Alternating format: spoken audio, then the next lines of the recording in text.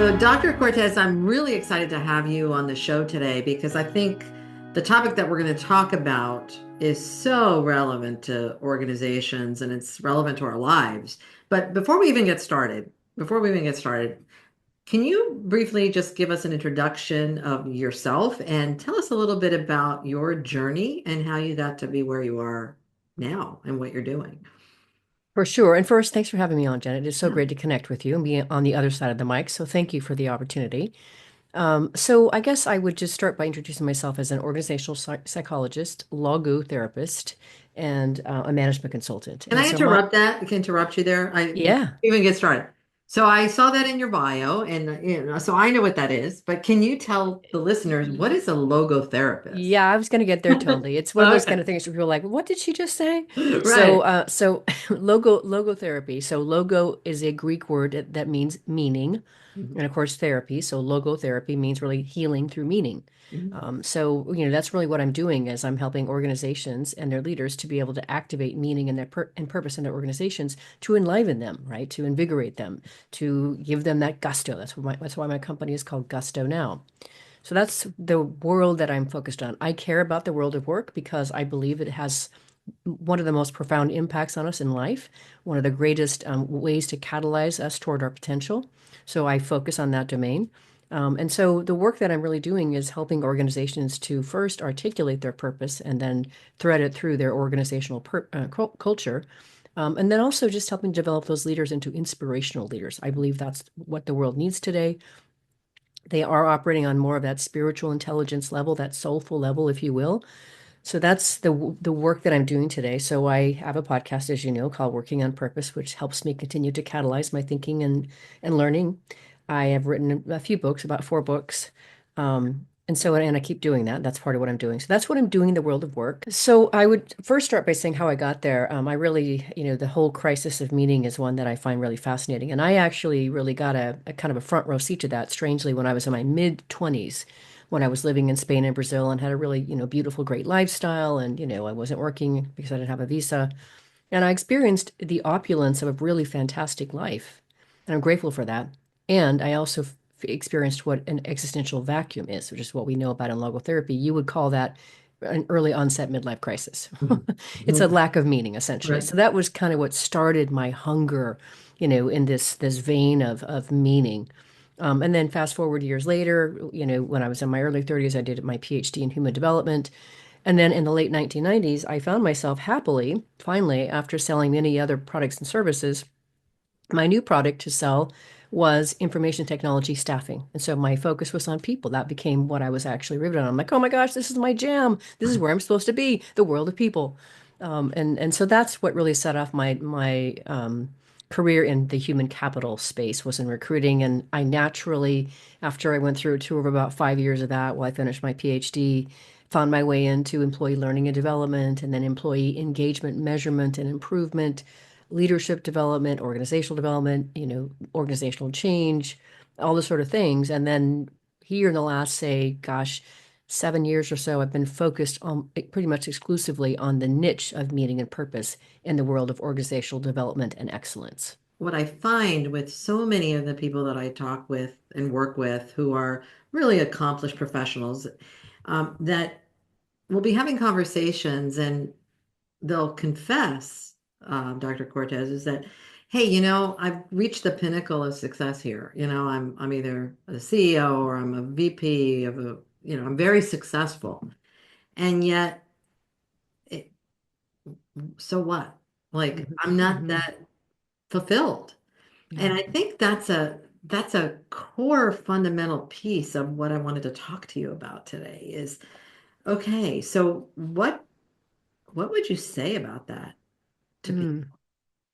Well, what I've learned about that, and I love this question, Janet, is that's the core quintessential cry for meaning right there. Yeah. And what I've learned in my consulting, my speaking, my practice is that whenever people say something like, "I think there must be something more," that's what they mean. That more is really deeper fulfillment, deeper meaning, wanting to feel like they actually matter. That's what they are really reaching toward, and that's what I also felt, when I was in my mid 20s. What I've learned is that we humans are wired to serve.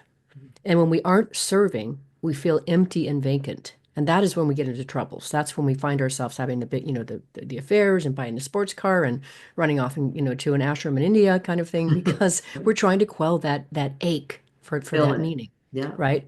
And so, just because you've got all this money and status and title and all that kind of thing, that doesn't fill that essential human need to feel like your life your life is meaningful and that you're being of service. And so I know that call. I hear it a lot in people that I work with as well that I serve. Yeah. Yeah. And so how do you answer that call? The first thing in terms of how do we start to quell that, my own path to that quelling, you probably will laugh at this. I didn't have the affair at work. I didn't buy the sports car. I didn't go to India then. I decided my path to the early onset midlife crisis was to get a PhD.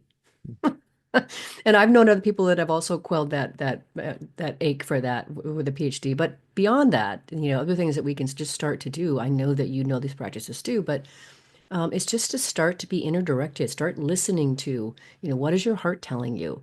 You have to be quiet enough. Get off the hamster wheel of life that has you running in so many different directions, so that your life is still enough that you can actually hear that little quiet whisper that's trying to tell you where to put your next foot on the lily pad, as I like to say. All right. So you can't hear that if your life is so busy. So I like to have people, one, get into nature. Nature is known to be one of those kind of forces that can help us to still the essence of what life is really all about and help us hear that inner voice. And then definitely start reading, works on consciousness, on human growth and development, spirituality. Listen to podcasts like yours and mine, Janet, right? These are all things that can start the process, I think, of helping people to hear that voice, to start to recognize what's important. And then the other thing I always have people do too is I have them go through an exercise of identifying their top 10 values. I'm amazed how many people don't know what their values are. They think that they know them. But if I give them a list of 100 values and then I say, get it down to your top 10 and then prioritize them, that becomes quite an exercise. And then you start recognizing how far away you are living from those values. And now you've really got something to work with. One of the quintessential questions that I ask people all the time is, what do you want? Yeah. And I will tell you, like 95% of people can't answer that question. Part of what I hear you saying here is you've got to quiet yourself to be with yourself to answer some of those questions. And what I hear over and over again is, I don't have time for that. I don't, Yeah. I can't Yeah. quiet myself. I don't have time. I'm busy. I'm busy. Hmm. That's So we part of the get lost problem. in that. Right, right. Yeah. So talk to us a little bit about, what is important about finding meaning and purpose in life. Mm. Okay, so a couple of things. So, from the vantage point of logotherapy or logo philosophy, so I have three master's degree. One of them is in logo philosophy, which is how I know something about logotherapy. From that vantage point, Janet, our chief concern in life is finding meaning, and meaning is our chief source of energy. It's our fuel. What you find meaningful will be different from what I find meaningful. So that's why the exercise of values is so important. And we start to recognize what do we really care about. Once we actually can activate meaning, this allows us then to have a vital energy in life.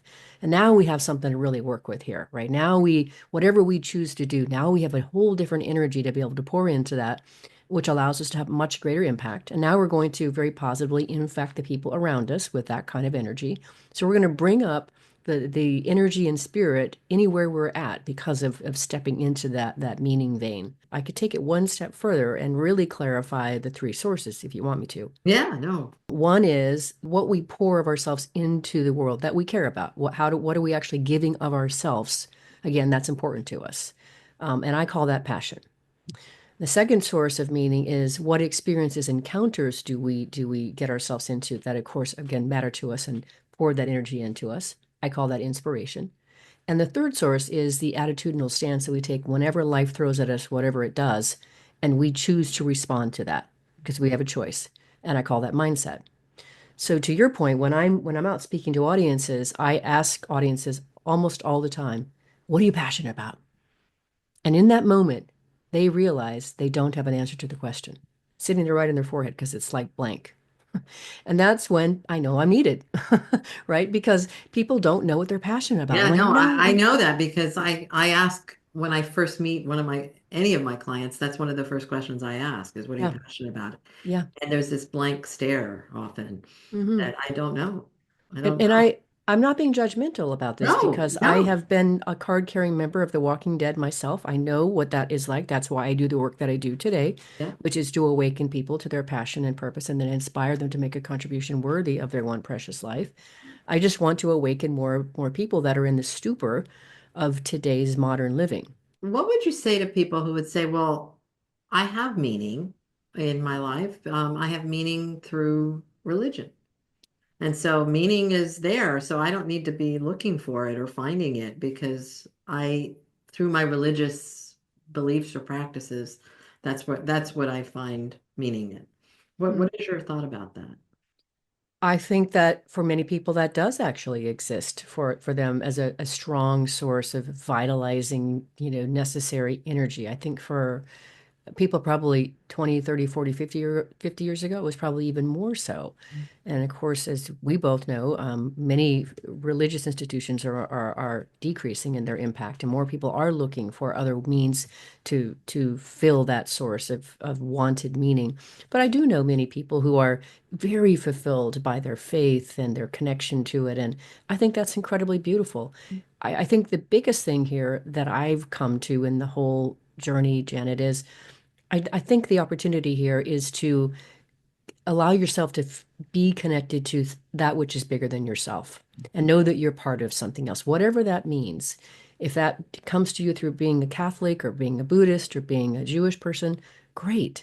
I just think that when we start to recognize that we are part of something bigger and there's a bigger whole here, and we look for ways to be of service to that, then I think we're in pretty good shape.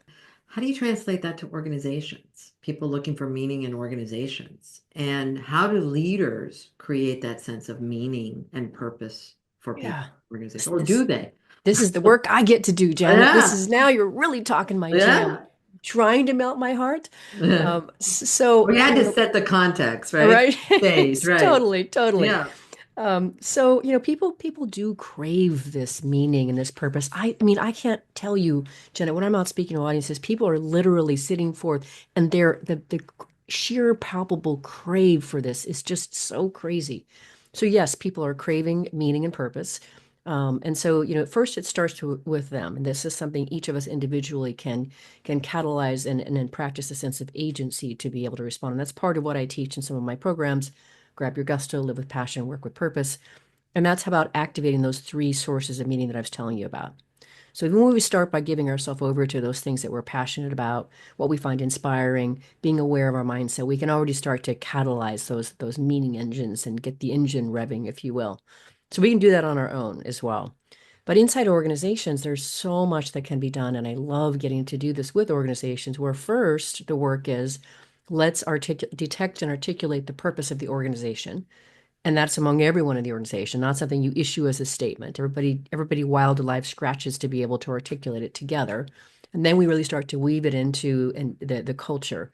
And now what we can do is we can start to be able to teach our managers how to be great at spotting what's good and right in their people and thanking them for living the purpose of the organization, for being a great example of living their values, communicating to them how their individual work and role contributes to the mission of the organization so they understand they're mattering. So there will be a lot of folks who will say, yes, this is all great, and we're here to deliver results. We've got a lot to do. I can't spend time worrying about, whether somebody finds meaning in their job. What you say to them?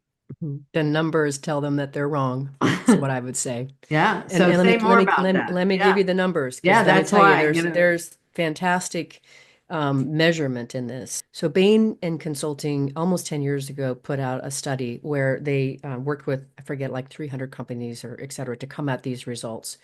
And what they discovered is that there's really four levels of engagement inside organizations. There's the outright dissatisfied, there's the satisfied, there's the engaged, and there's the inspired. So they put a number, a productivity number on starting with, say, on the satisfied level. And they said if the satisfied worker level is at a 100 productivity level, Then the engaged person, which is above them, is at a productivity of 144. The inspired, 225. Wow. So it takes two and a quarter satisfied humans to equal the productivity of one inspired human. Mm. You do the math and tell me Wow. if this is not worth a little bit of work here. That's oh, it's powerful. I mean, it's powerful. And I think really that speaks to there's it's almost like a meaning crisis in our organizations today, right? Definitely. So what advice would you give to leaders and people who are looking to create greater purpose in their organizations? Mhm. Yeah, it's a real journey and it is worth diving into. And the first thing is, they first really need to fully do the work of detecting and articulating their organizational purpose. And that it's something that you kind of need to revisit like at least every 5 years or so if you haven't done it for a while and then do the work of folding that into your culture so that it lives, you're rewarding, you're living, walking this stuff.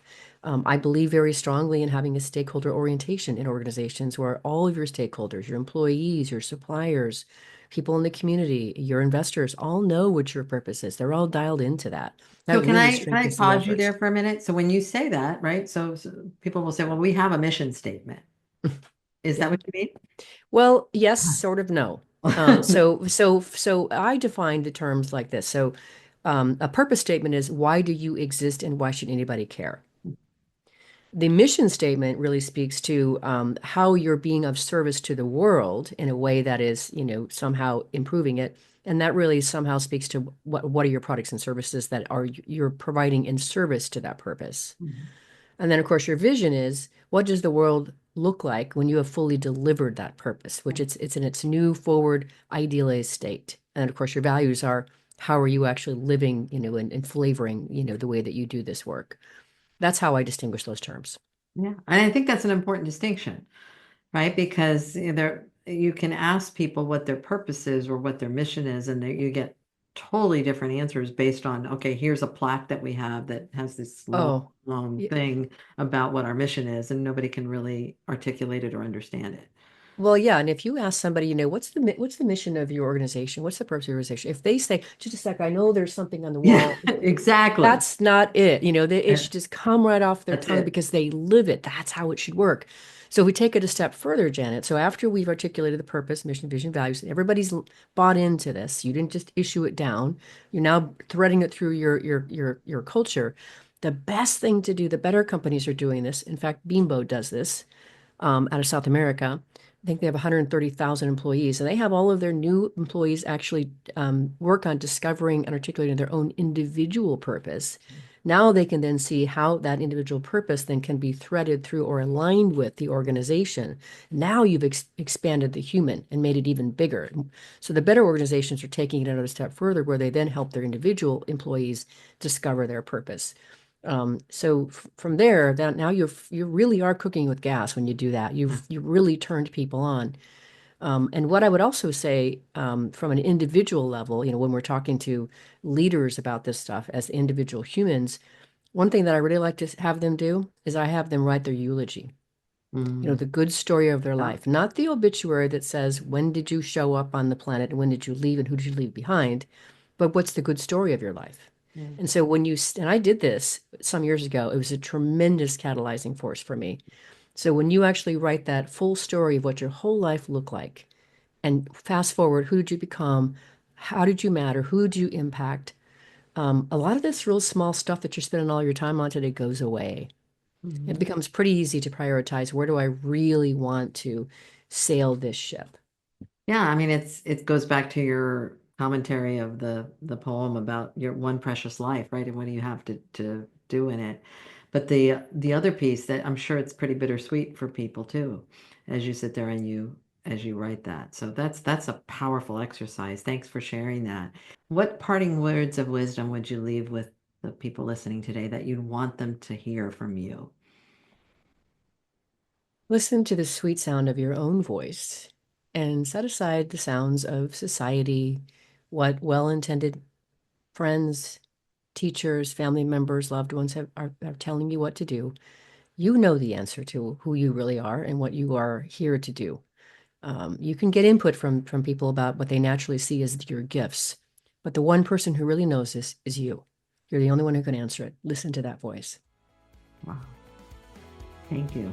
Thank you, my wise woman today, for sharing all of this with us, because I think it's incredibly meaningful, but it's also the start, perhaps, of a spark and igniting something in people. So thank you very much for sharing with us today. Thank you for having me, Janet. A delight. Thank you so much.